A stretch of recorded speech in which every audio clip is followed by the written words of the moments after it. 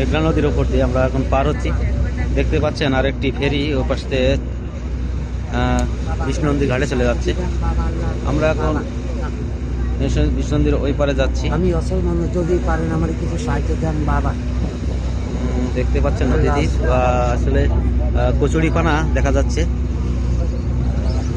আমি আগেও আসছি, তখন স্রোত ছিল, এখন নদীতে স্রোত নাই, এই কারণেই কচুরিপানাগুলো আটকে আছে নদীর মাঝে, ছিঁড়ে ছিটে আছে। এভাবে আসলে মজাই লাগে নদীটি পার হতে। দেখতেছি সামনে এই ফেরি আসলে কোনো ডালা নাই, দেখতে পাচ্ছি খোলা, একেবারে খোলা, পানির আঘাত করতেছে, একটু যেখানে স্রোত আছে সেখানে আঘাত করে।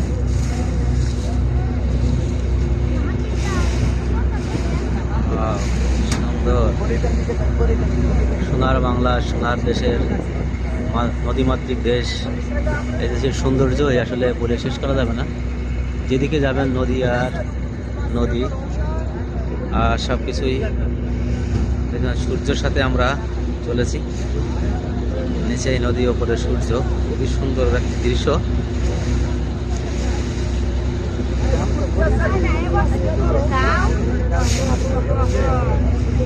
ছোট একটি ফেরি এটা, আসলে ঘাটও ছোট, নদীটিও ছোট, পারাপারের জন্য বেশি সময় লাগে না, 20 মিনিট মতো লাগে সময়।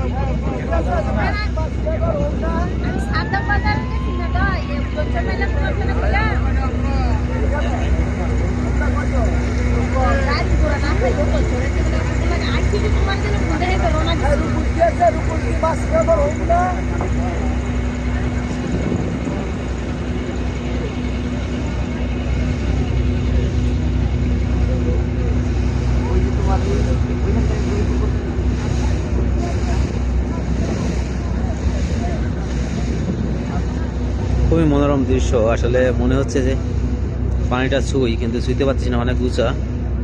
এখন ফেরির থেকে প্রায় 1.5 হাত নিচে পানি। কতগুলো মানুষ, কতগুলো গাড়ি নিয়ে, আসলে মানুষের আল্লাহ তাআলা কত ব্রেন দিছে, কিসের উপরে কি করা যায়, কি করলে কি হয়। দেখেন সম্পূর্ণ লোহা দিয়ে তৈরি। আমরা লোহার ওপর দিয়ে, পানির ওপর দিয়ে ভেসে যাচ্ছি। লোহা সম্পূর্ণ, কত ভারী।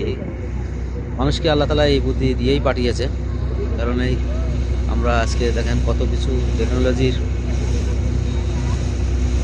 ব্যবহার করতেছি।